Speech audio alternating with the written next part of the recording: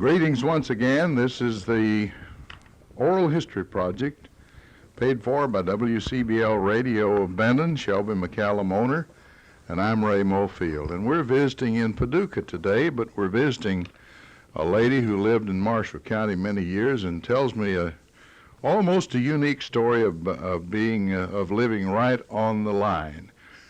Now, her name is Ethyl Roach Collier, and she lives at number 56 Pierce Lackey Court. That's interesting to me, Miss Collier, because I worked for Pierce Lackey here for a long, long time at WPAD, and I'm pleased that you've let me come to your home today so that we could hear a little bit about your history. Would you mind telling us how old you are? I am 89 years old. Now, where was it you said you lived and you were about on the line? Well, I was born on the line between Marshall and Graves County near the Callaway line on my granddaddy, James Irvin Riley's place. And then we moved to Marshall County, and I lived there till 1906. We moved back to Graves County and lived there 2 years, and I moved back then to Marshall County on the old Jim Ellick Woodall's place, was raised there, married from there, had 2 children and moved back there, and spent the most of my life around Oak Level till the last 8 years we moved back to Paducah. Right, you said you lived there, some of the place, till you got married. Now, who was your husband? Albert Collier. Was he also a Marshall Countyan? No, he was at that time, but he was born in Ballard and moved to Marshall when he was just a little boy. All right, let's before we forget it and get totally away from it, tell us the name of your father and mother. My father's name was James Wilson Roach. My mother's name was Lina Riley. All right, do you remember the grandparents on either side? I remember my granddaddy Riley and my grandmother Roach. Her name was Patsy Ann, or Patricia Ann, we called her Patsy. And my granddaddy Roach was shot right here in Paducah in the Civil War and is buried in Gettysburg. Well, isn't that an interesting story? I knew there were some raids here in the Battle of Paducah with Commander Anderson at I believe they call that Fort Anderson. Well, I don't know about that because Dad was just a small boy when Grandpa James Porter Roach. James is our family name.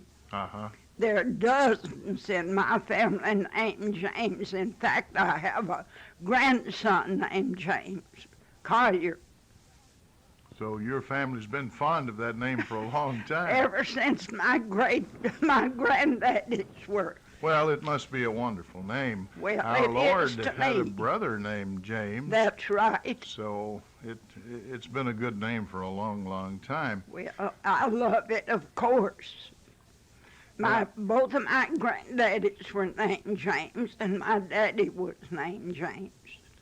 You remember anything about where you went to school? Oh, yes. My first school was at Oak Level. Miss Nanny Woods was a teacher. Then we moved in the Bondurant district, and I went to Miss Betty Schimmel and Miss Liddy Rickman. Then we went back, as I said, to Graves County and lived 2 years, and I went to Mr. Ed Moeller 2 years. Back to Marshall County, and I went then to Mr. Raw Cox and Mr. Schimmel and Mr. Jack Gatlin, and he was my last teacher. Well, you've remembered it just perfectly. And you're what, 89? I'll be 90 years old if I live till the 5th day of this November. Live alone I see. And for 8 years. you do your own cooking. Yes, sir. I do my own housework. Of course, this is a beautiful and efficient apartment, and so maybe you don't have as much to do as you would if you were out on a farm somewhere. Oh, but no. still, it's remarkable to me that you can do that. Well, I'm certainly thankful to the good Lord for letting me be able to stay alone. Well, it's nice to have your own home, and you can do as you please. That's right. The children, when their father died, I have 2 children, 15 grandchildren, no, 5 grandchildren, 15 great-grandchildren, and 1 great-great-grandchild. So Lisa Mae, my daughter, and Daniel, my son. Oh, no, Mama, you're not going to stay alone. I said, I'm going home. And I went home the next morning after I buried my husband of 60 years. We lived together 60 years. And from the 29th of April till the 25th of May. Well, I congratulate you on a long and apparently very happy married life. We really had a happy life. We stayed together. We never was apart but very few times during that 60 years, and that was when the grandchildren was born. Yeah. All right. Do any of your children live near enough that they can help you sometime? Well, my son is 3.5 blocks from me here in Paducah on Side Street, and he calls every day, and if Mama needs anything, he's here. Now, my daughter lost her husband about 6 months ago, and she lived between Samsonia and Benton, right near the old West Marshall School. And of course, That's not too far from where you lived for a while. Where I was raised in the vicinity of Oak Level. Uh-huh. And of course, she don't get to come like she used to, but my son is right there for everything. Yeah. Well, when you married, let me ask you this. What did your father do for a living? He was a farmer. He farmed all of his life, was a sharecropper, give half of everything he made. Well, you grew up just like I did. I grew up in the cornfield, the sorghum patch, and the tobacco patch. So you have wormed tobacco then? Oh, certainly. I hoed tobacco, set tobacco, sucker tobacco, worm tobacco, even step-drop corn, planted sorghum with my hands. I plowed with a double shovel, used a little hay-harrow, but I never could manage a 2-horse plow. I drove a team to a disc and to a rake to rake hay, and my husband run the tractor, and I drove the team. You have done it all. You know, for a while, I hadn't thought about that hay-harrow, but I remember the scoundrels. They were a mainstay in those days of farming. Thing. And then all the little hay-harrows were small. Mm-hmm. And I double shoveled behind my husband. He would go ahead of me and plow with the plow and throw up a ridge between the rows. I would go behind him with a double shovel and split the middles. Mm-hmm. Yes, I've done that. You either used a double shovel or sometimes they had a single shovel they called a bull tongue. Yeah, I never used a bull tongue in my life. Yeah. But I've sure used a double shovel. Now that's people ask me about what I like to do, and I said farm, and they said, "Do you know much about farming?" I said, "Well, I know about how to farm up to around 1935, long in there." Well, we lived on a farm up until about 10 years ago, and my husband had a stroke, and we moved back to Paducah to be close to our son. And in 2 years' time then, he passed away after we came back here. Could you tell us anything about your courting days? What was it like back then? Well, we had to walk. My husband didn't have no car and no buggy. And we would go to candy breakings and play parties. He played the violin. My son plays the guitar. And we went together exactly 2 months. Well, that is almost love at first sight, wasn't it? The first time I ever saw him, I was at a wedding anniversary at old Uncle Jim Ellick and Aunt Thursday Jane Woodall on the 29th of April. And I laughed and said, "Who is that little boy with the big pipe?" And the girl I was with said, "Albert Collier." I said, "He's mine if I never get him." She said, "No, he's not. He's mine." And 1 year from that day, we married. 1 year. Yes, that's and as you've already pointed out, it was a very successful marriage. It certainly was. He was a wonderful Christian. I never heard him use an ugly word. I mean a cuss word. Mm-hmm. The whole 60 years we lived together. He would not allow a deck of cards in our home. Well, that's a remarkable record. And we raised 6 children, 2 of our own, 3 girls of my half-brothers, and 1 son of my half-sisters. I took him off of the bed with her when she lay down and took him right home, and we give him an 8th grade education, and he's living today. So you put into practice the golden rule that do unto others, you'd have them do unto you. And I washed on a washboard for 6 children, kept 5 of them in a city school for 1 year. My baby was too young to go to school. I boiled the clothes out in the yard, hung them on a line, and took them in and ironed them with what they call sad iron. They were sad, too, weren't they? They certainly was. I still have my mother's 2 irons. One has an 8-pound mark on it, and the other has a 7. Well, And I guess she ironed the coarser things with the 8-pound iron, and the finer materials with a 7-pound. well, I believe my 2 irons were 6 pounds, and I gave them my grandson, Bill Graham, just had a fit about those 2 old irons, and he wanted them for bookends, and he's got them today. Well, things of that nature sell well today at antique sales. Yeah, they would, but I gave them to him.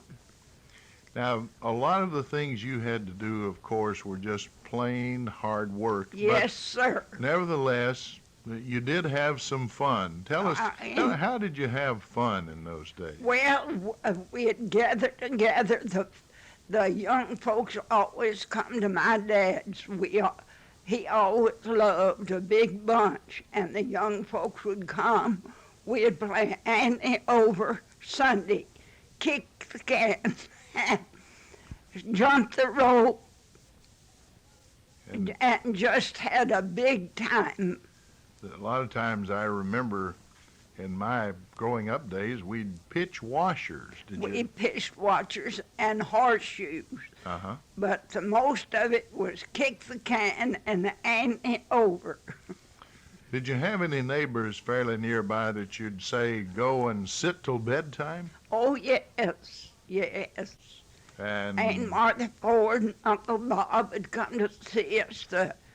Trimbles lived on the same place. They had 3 children, and they would come and spend the evenings with us. And I couldn't begin to think about all of the neighbors that would come. Now, you did a lot of work, I imagine, in the summer preparing food for winter. Yes, sir. Tell us about some of that, the Well, things you did. We would dry apples, You put them up on a scaffold we called it. We had, lay them on a white cloth or something and let the sun dry them. yeah, and we'd dry peaches, and we'd have to set the peaches all up with a raw side up. And at night, we'd have to take them in to keep the dew off of them. Mother had an old-timey ash hopper. And in the spring, I believe in March, we'd go to putting water on that thing, run the fire out, and all the old bones and skins and this, that, and the other. We'd put a big old wash kettle on and put that lye in there and put the bones and the skins and scraps in it and make our own soap. If you had any rancid lard left over, you used that. Yeah, or And old butter. And you came up with Grandma's lye soap. That's right.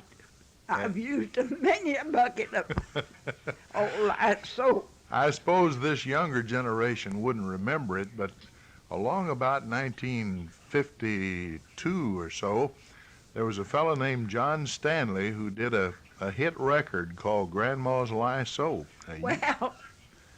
Well, I can tell you something else about the lye soap. When me and my husband married, he had warts all over his hands, and he didn't like the lye soap. But I'd go home and get a bucket of lye soap, and Ma Collier, his mother, just enjoyed the old-timey soap. Well, he got to using it, and it took every wart off of his hands. And well, now that's a remedy I hadn't thought about or hadn't heard about, but we better keep that in mind. And well, now that's what happened to my husband's hands. they used to tell me that if you handle toads, that Yeah, you'd get them. Now, I don't know how much they truth. said that oil or whatever it is in their back would come out and make warts on you. Now, I don't know if that's right or not, but I know my husband had warts all over his hands. Uh-huh. And sometimes one remedy recommended was stump water.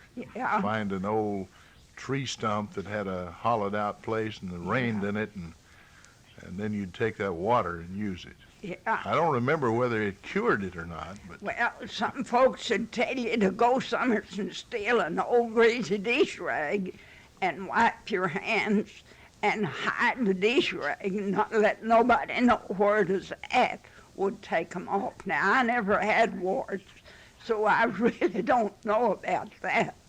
well, I've learned more medicine this afternoon, Miss Collier, than I've had in a long time. Well, my grandmother on my daddy's side was a midwife. She knew all of the old-timey weeds and grasses and buds that made salves and cured a lot of different things. And why we didn't have Dad, he knew them too, because he had to go with her to gather this stuff. I've heard of using slippery elm bark. Yeah, before. we've used that for sores, wash. Mhm. And Dad knew a rattleweed that was supposed to cure any kind of a cough. Well, that was a good remedy. Sometimes they'd boil, was it wild cherry bark? Or Yeah, make I've drank a many glass of wild cherry bark with honey in it. Uh-huh.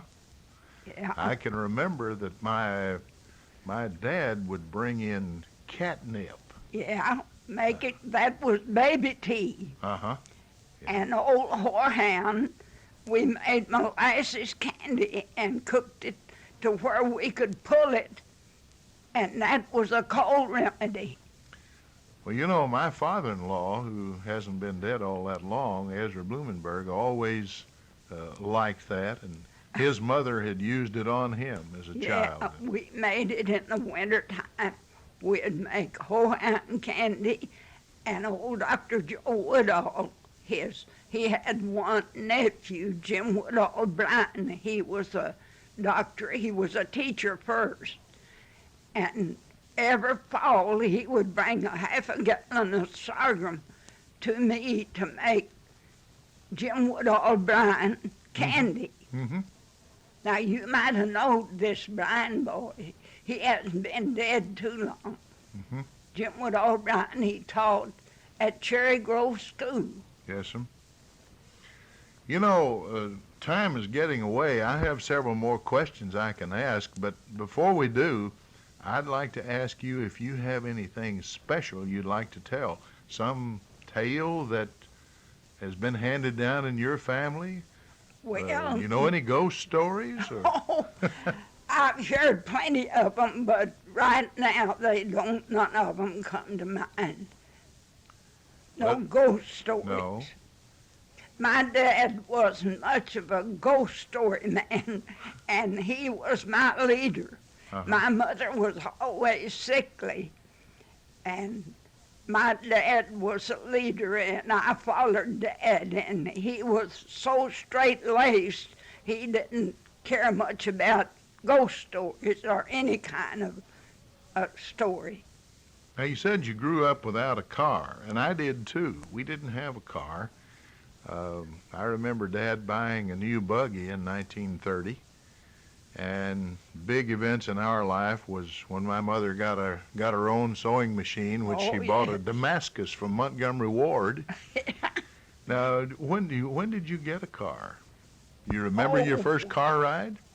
Yes, I do. Dr. Woodall bought a car, and I had carried our cows. I had stayed clear of Dr. Woodall. He had took all the rest of the family a ride, my family.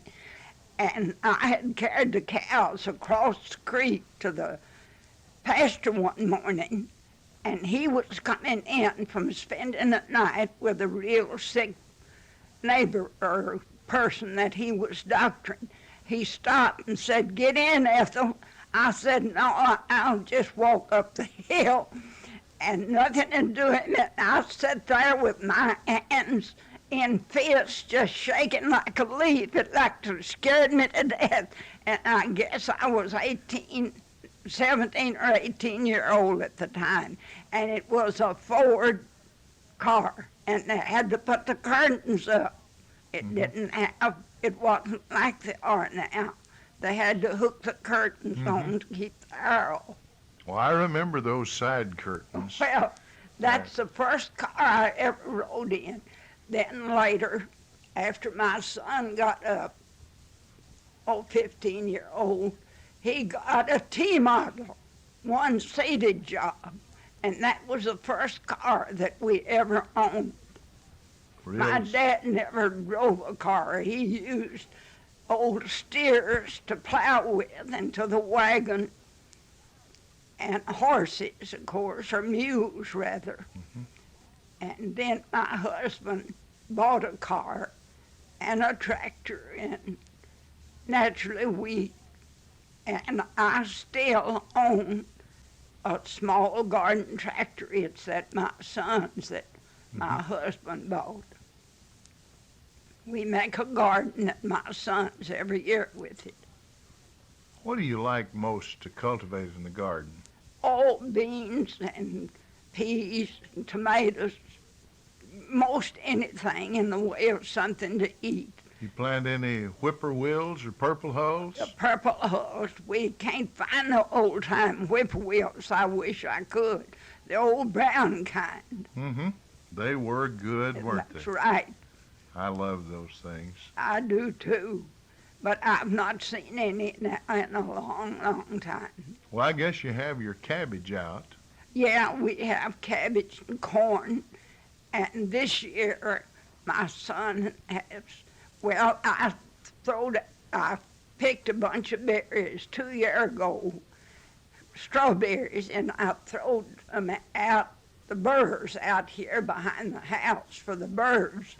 And I had about 200 plants to come up, and he's got them set out now in the garden, and they've got runners. They've got 8 or 10 plants now around the old one he set out. Well, isn't that remarkable? Strawberries were a big crop in this area. I remember we used to bring them to Paducah, sell them to Barger and Golightly. Yes, sir. I picked a many a crate of strawberries. That Hard work. That helped put me through college. Well, it'd like to kill me. It didn't help your back much, No, did it? it sure didn't. And my husband picked one day, and he said it took $10 worth of liniment to get the soreness out. And he never would pick them, but he loved to grow them. Oh, I wasn't a good picker like many people. For one thing, I ate some of them. Well, I'm not much on eating the strawberries, only when they're cooked. I can't eat them. They break me out. I have an allergy, and strawberries will break me out right now. I can remember that we made a nickel a quart, Yeah, and crates back then held 24. 24. 24. I think they've cut them 16 now, but Yeah. then you got $1.20 for picking a crate, and I picked them in a crate for 80 cents. Mhm. 80 cents for 24 quart. How many crates did you pick, say, at an average? One poor Sunday in May, we couldn't get no help. And my brother, oldest own brother, came, and his family, and I picked 10 crates one day. My, if you'd have done that in my day, you'd have made $12. You could have And I retired. picked those from daylight till dark. And do you mean you missed big singing to pick strawberries? Yeah, I had to. They was going to run, and it was pick on Sunday or else. Did you ever go to Tater Day? Oh, yes, I've been to Tater Day, and I've been to Big Singing Day several different times, and I would like to go back this year, but it's impossible. Well, I certainly thank you for talking with me, and I see it's about time. Do you have any final message? Well, no, only I just thank God for leaving me here with my children, grandchildren, and great-grands all this time. Well, thank you so much. And you can go ahead and get your telephone, and I'll sign off. This is Ray Mofield, and we've been visiting at number 56 Pierce Lackey Court in Paducah and talking to Miss Ethyl Collier, who was born on the Marshall County line near Graves County and near Callaway, and lived there most of her life and raised a fine family and is now living here in Paducah. We return you now to our studios.